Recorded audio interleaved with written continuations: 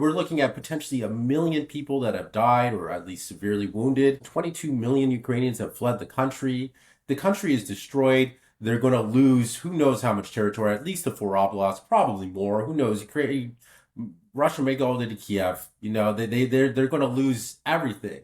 And it was all because of these promises that the United States said. And then on top of that, the US is saying, now, sorry, yeah, no NATO. I know the last administration promised that to you. You're never going to NATO. And, we're not going to even give you any security guarantees. And then on top of that, all that money we gave you, we want it back.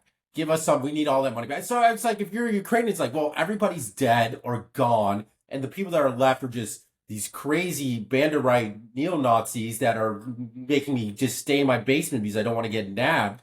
Like, what has been, and then the country has been halved in terms of territorial size. It's just like, how can they?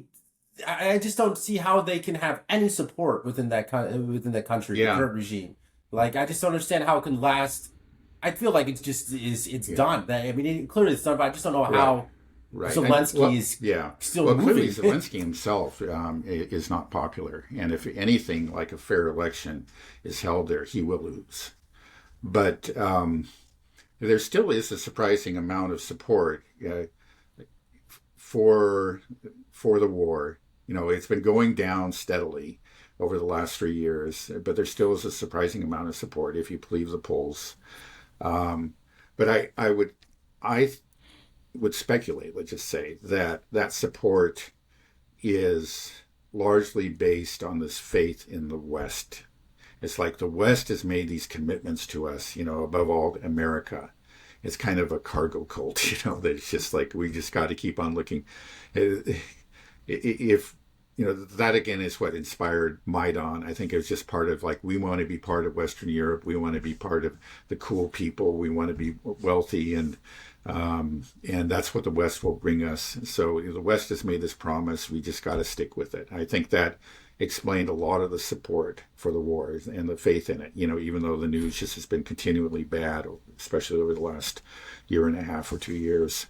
Um, but yeah, now that Trump is here and is now demanding payment and openly breaking the promises. To be honest, is promises that probably many of them were could not be kept by made by the Americans.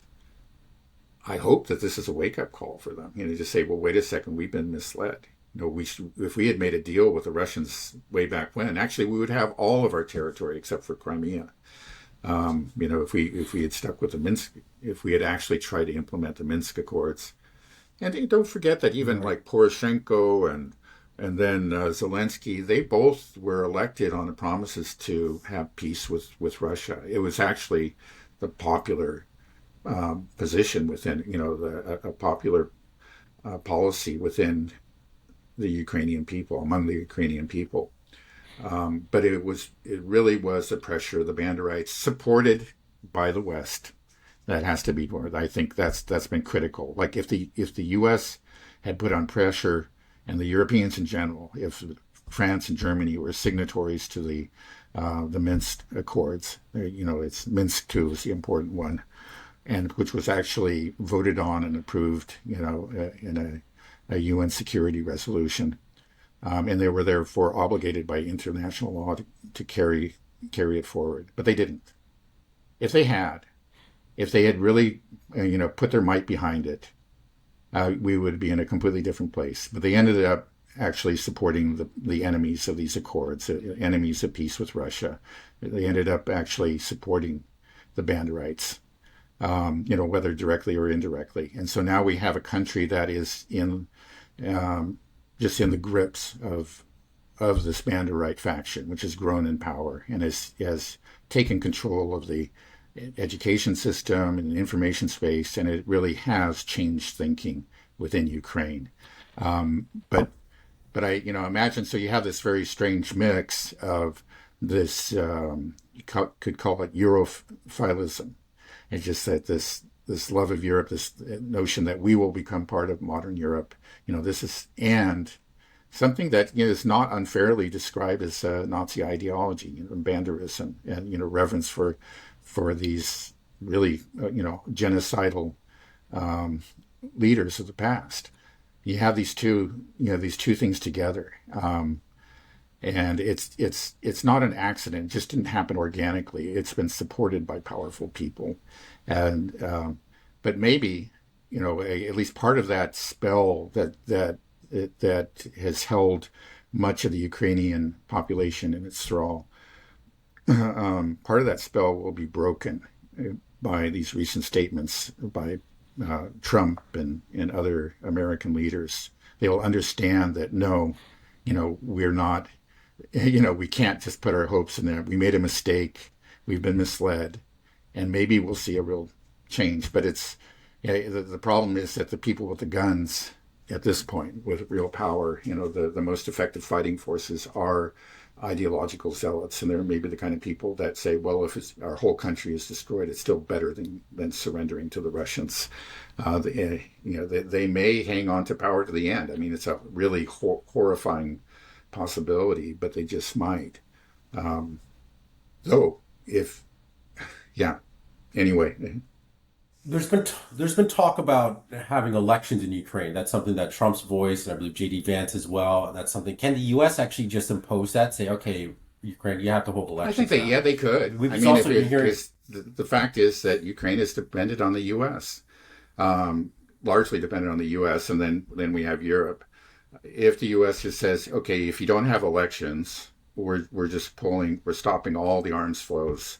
And no more, not another dollar for you. They'd have to do it. I think they would. Even if Europe said, we'll help out, it's just not going to be enough. Ukraine is such a mess. It's got a zombie economy that's just utterly dependent on Western aid. And their army, of course, is now entirely equipped by NATO. And so if a considerable proportion of that is denied them, I don't think they have a choice. They'll have to do it. Now, it may be that Zelensky is seeing the writing on the wall. He knows there's going to be elections, but the way he's preparing for it is that he is essentially, if not exactly jailing, but he is going after all potential rivals. And maybe he's hoping to just kind of clear the field so that he will be basically the only person that is running for office. I mean, he's gone after, we saw him go after Zelensky earlier, and Zelensky got pushed out and is now, he's potentially the most popular rival. And there is, been threats of some sort of case against Zelensky. He may bring that up again and go after him. He's gone after Poroshenko. I think he's now been he's seizing all his assets. That's the plan, and a number of other possible rivals. He's already, as we know, this actually preceded the SMO in 2022. He has banned all rival political parties, especially first with just the Eastern Ukrainian political parties because they were friendly to Russia. All independent media. So now that he has total control over the information space, I mean, this whole thing that this is about democracy is just so absurd on so many levels. But so he may just say, okay, yeah, we'll have my rigged election and I'll win it.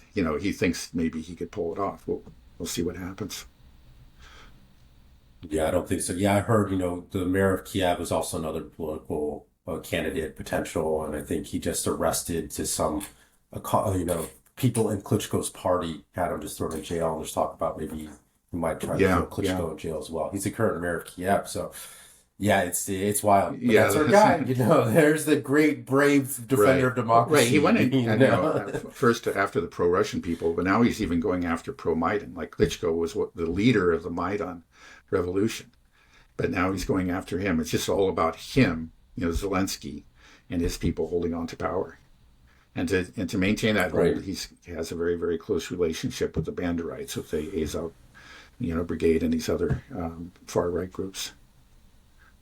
Right. Well, they may not see a lot of use for him. Yeah. Well, that could change the equation. And the money stops flowing.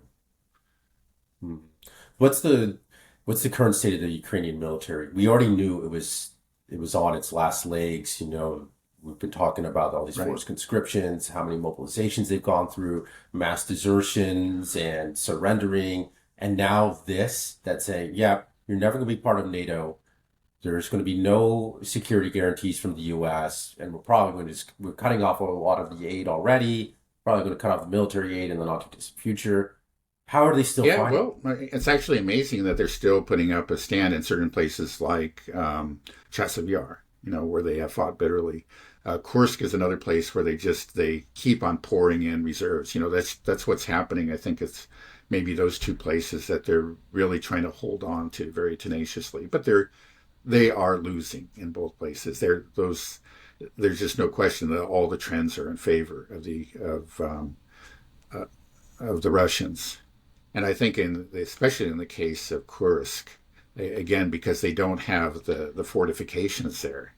This is Russian territory. It's not one of these places where they could build their concrete bunkers and all, dig their tunnels and so forth. They never had time to do that. So the casualties there have been especially massive. Again, because they keep on feeding in reserves into Suzhda. It was the one town of any size. We're talking about maybe 5,000, 6,000 people. That was the only town of any size that they captured there.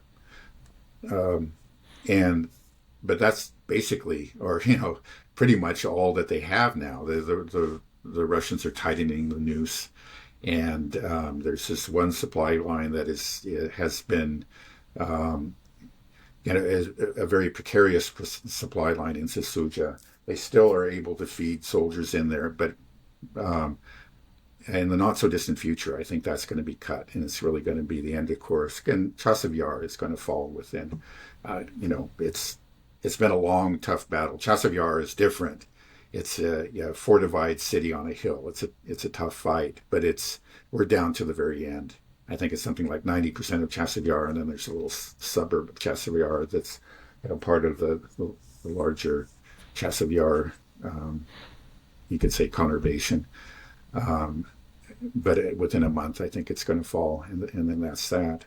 And then the other places, again, the Russians are, it's not that they're racing across the steppe or anything, but they are just advancing steadily. You just hear like every other, every day there's another village or two villages that fall. One place where they've made very rapid progress recently is up around Kupiansk. They a couple months ago, they crossed the Oskol and the Zherovets rivers, and which are pretty small rivers. But they were natural barriers, and then they established bridgeheads on the other side, on the western side, and then in recent weeks they have expanded rapidly from those. So those bridgeheads are growing quite quickly. So yeah, overall, the situation of the Ukrainians is really desperate. And again, it's only going to get worse. It's just that we've seen this. The Russians keep on getting stronger. The Ukrainians keep getting weaker. I still see articles in the Western press about how Russia is basically, on the verge of collapse. But I've been seeing these for 3 years, and all the evidence is the opposite. It's just they've been getting stronger and stronger. And so their situation, the Ukrainian situation, is desperate. And I think what we're going to see, and what we've already seen, is really desperate moves like false flag attacks. The Russian intelligence has warned against this. They said that actually the Ukrainians have some plan to maybe attack and sink a European ship in the Baltic Sea and then to blame it on the Russians. They have another plan to maybe attack civilians in Ukraine and blame it on the Russians. And then I believe it was just last night, there was an attack on Chernobyl, the site of the terrible nuclear accident. There is I guess a special kind of containment vessel was built over to prevent further radiation leakage. But that was attacked by a drone just last night. And immediately the Ukrainians blamed the Russians, which is just absurd. Actually, if you look at the record of both sides, the Russians have never attacked any nuclear facilities. They've been very, very careful not to.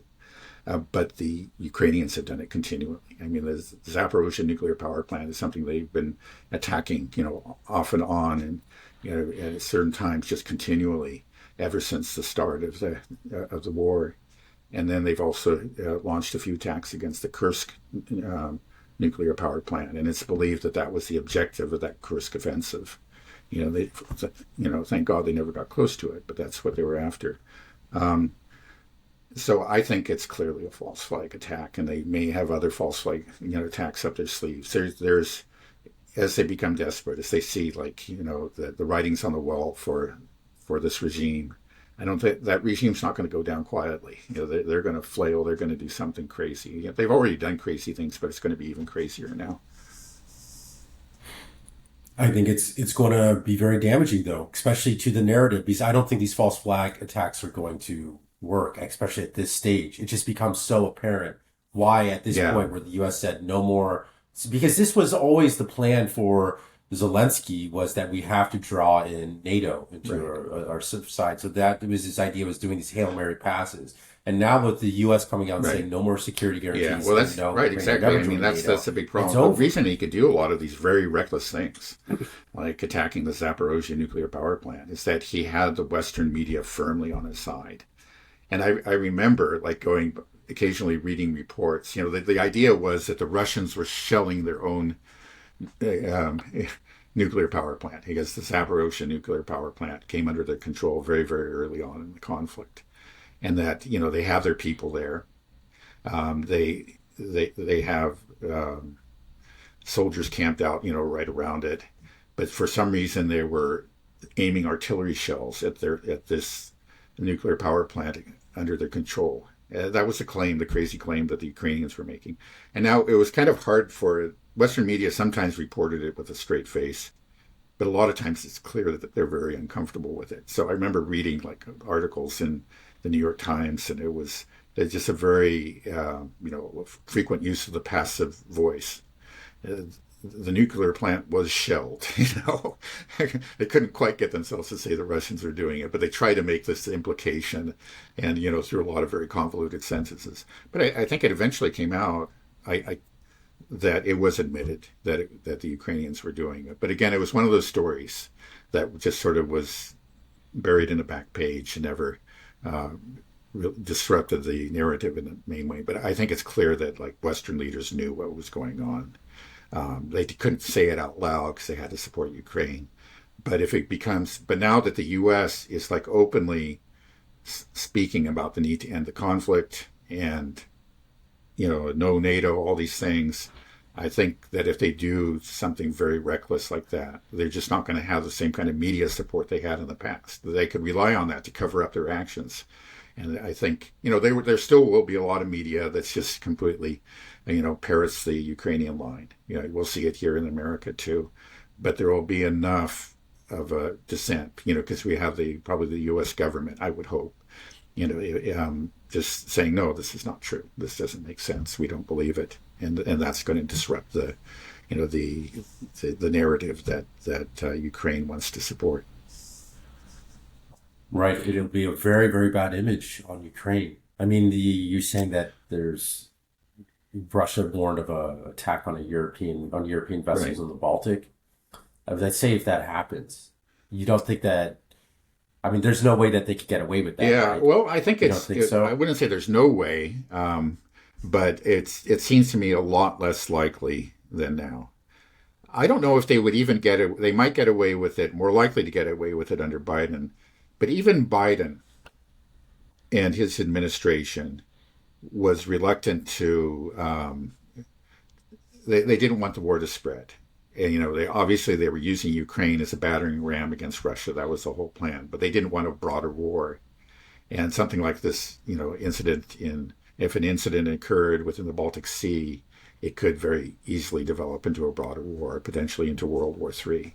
And, we saw that earlier. There was somewhere fairly early in the conflict, there was that missile that struck and killed, I think, a couple of Polish farmers in Poland. Mm-hmm. And immediately, I think it may have been an S-300 missile fired from Ukraine, but the Ukrainians claimed that it was a Russian missile, that it deliberately targeted Poland, and and they're demanding that Article 5 be invoked.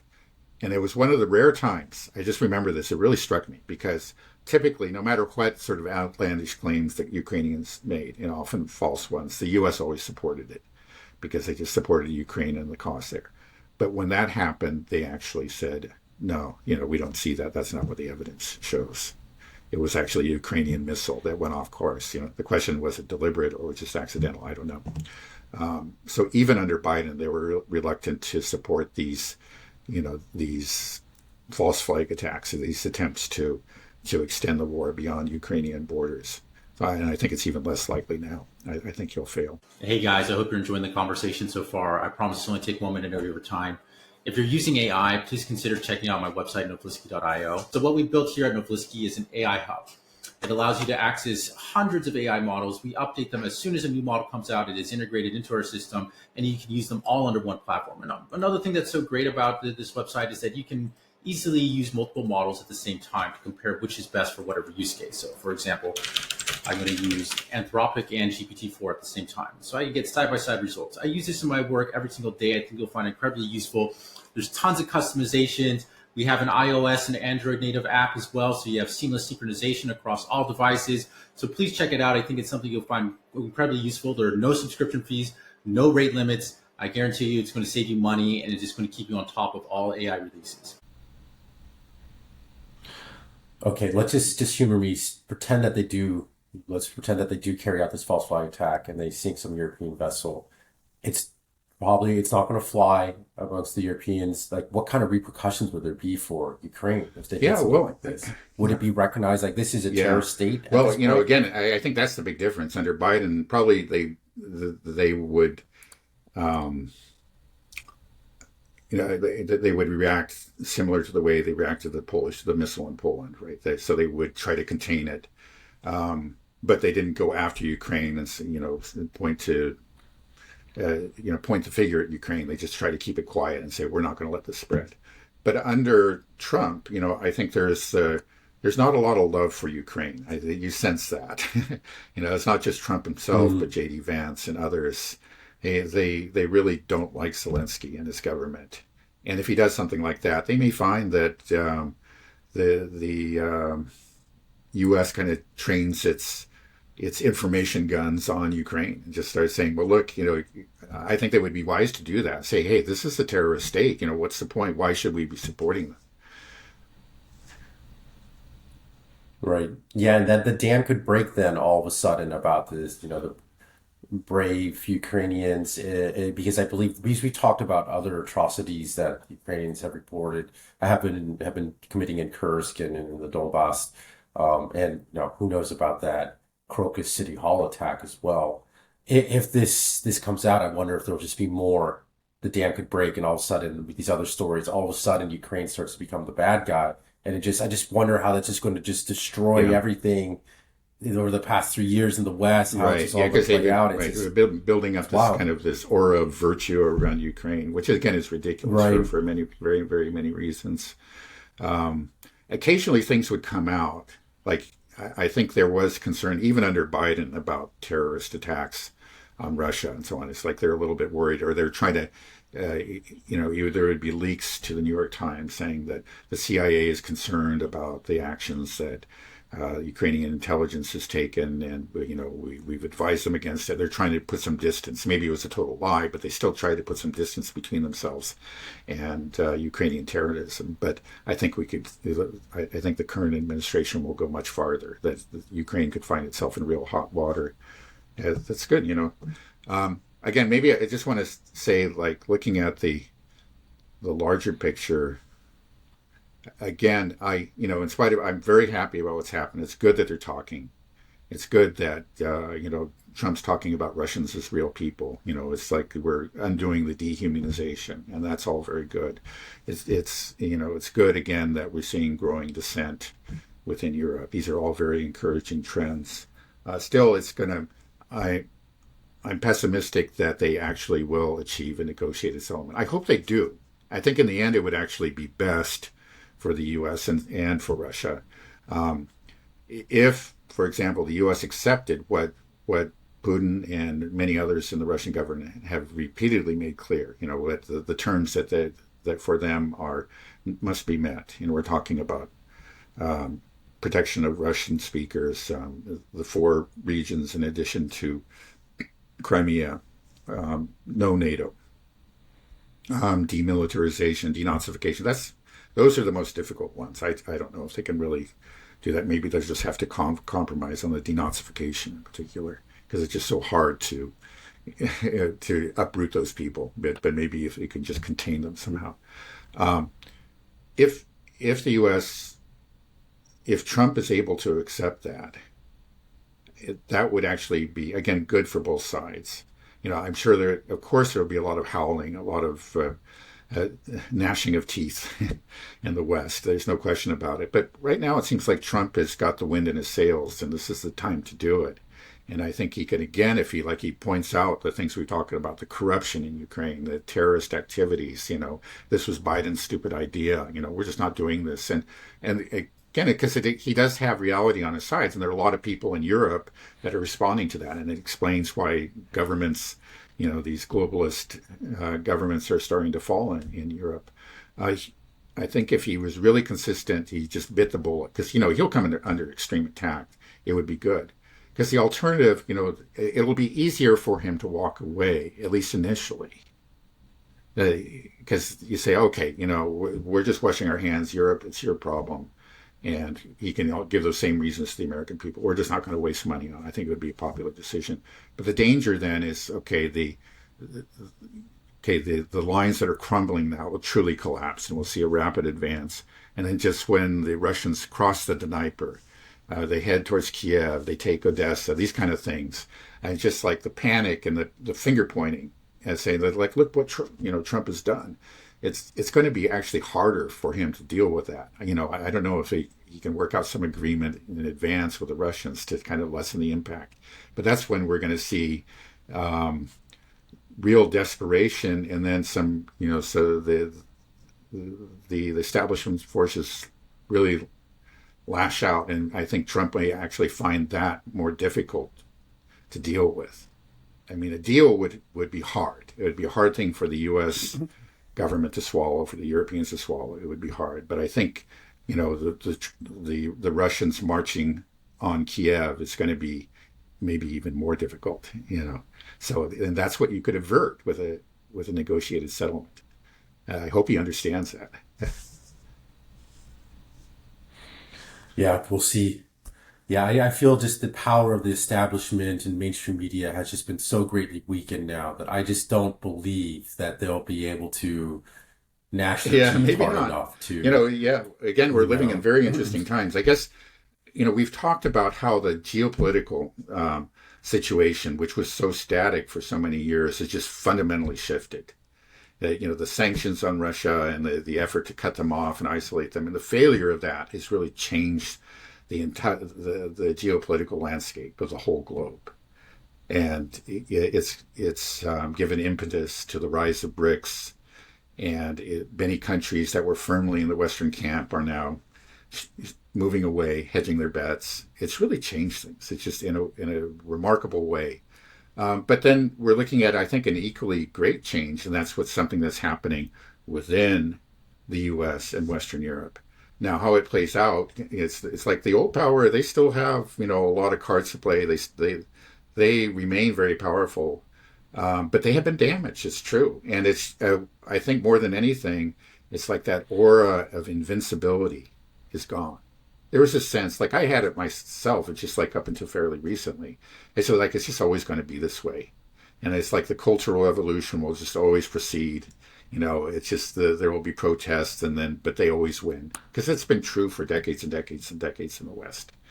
But now, all of a sudden, you say, hey, actually they're losing some of these battles. This just never really happened before. And now, like I've said again, that the establishment may come roaring back, but they're never going to have the kind of grip that they did before.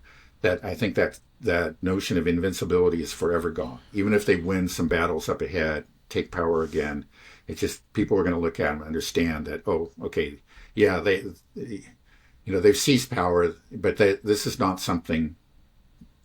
This is something that we can defeat. It gives strength to their opponents, and I think in the long run they will be overthrown. Now, I don't know what's going to replace it. I mean, again, let's be honest. There's some pretty ugly things that that we're seeing coming out of Trump's mouth too. With respect to the Western Hemisphere and but especially I think Palestine. Uh, who knows? It's a different world, though. That's the thing, is that we're looking, there's a different future, one that just didn't seem really very possible until quite recently.